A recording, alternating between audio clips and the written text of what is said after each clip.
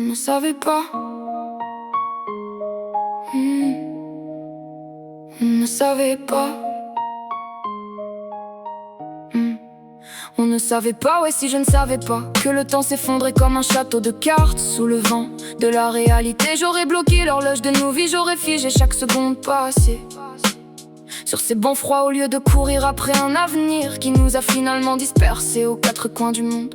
On marchait dans les couloirs de la fac sans boussole, mais on avait l'impression de posséder la ville entière. On se balançait des à deux mains faciles, comme si le lendemain était une promesse gravée dans le marbre, sans jamais imaginer qu'un jour ces mots deviendraient des échos lointains, perdus dans le tumulte de nos vies d'adultes. Si je ne savais pas que ce café tiède pris à la hâte entre deux cours d'amphi serait le dernier, j'aurais savouré chaque goutte, j'aurais écouté tes éclats de voix comme si c'était la plus belle des mélodies de l'univers. Mais on était aveugle face au terminus, on était trop occupés à rêver, trop occupés à croire que le temps ferait une pause pour nous regarder grandir.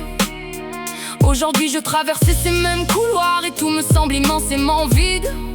Le silence est devenu trop lourd et il n'y a que le fantôme de nos fous rires pour briser cette absence insupportable qui me colle à la peau. On a grandi trop vite, le monde nous a jetés dans l'arène. Chacune sa route, chacune son fardeau, ses factures, ses doutes et ses combats invisibles. Mais même si la vie nous projette ailleurs, bien loin de notre point de départ, promets-moi qu'on gardera nos couleurs intactes, qu'on ne laissera pas la grisaille du quotidien éteindre ce feu qu'on avait en nous. Parce qu'au fond de moi je sais qu'il y a des visages que le temps ne pourra jamais effacer.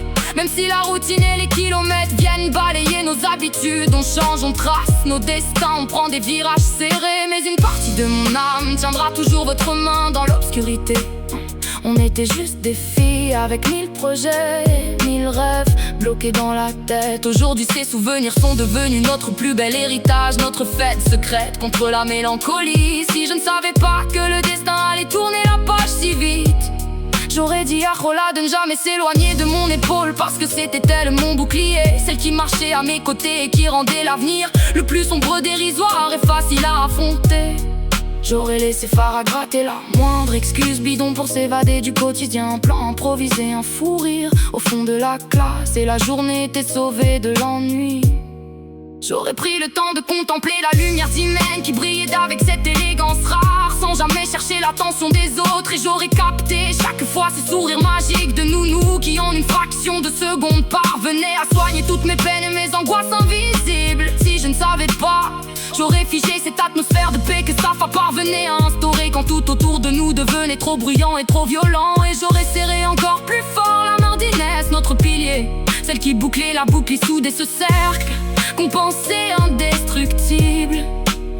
On ne savait pas qu'on formerait plus jamais ce clan uni, que la vie refermerait ce livre pour en ouvrir d'autres plus sérieux, plus froids. Mais vos noms restent gravés au fer rouge sous mes paupières sur chaque image de ma jeunesse. Peut-être qu'un jour au détour d'une rue, par pur hasard, on se captera à nouveau avec quelques rides de plus au coin des yeux, mais exactement les mêmes éclats de voix dans la gorge. On ressortira les vieux téléphones, on regardera nos photos en souriant doucement, en scred, en se disant tout bas avec un pincement au cœur qu'on ne savait pas, mais que putain qu'est-ce que c'était beau d'être nous. Il y a des histoires qui refusent de s'éteindre et de mourir même quand le décor change et qu'on doit tout repeindre à neuf. Vous êtes mon plus beau flashback, mon point de repère, le seul vrai trésor que ces années d'université m'ont laissé en cadent. Alors si un jour un prof, un boss ou un parfait inconnu me demande avec condescendance quel a été mon plus grand diplôme, ma plus belle réussite ou ma plus grande fierté, je ne lui parlerai pas de mention ou de papier cartonné. Je le regarderai droit dans les yeux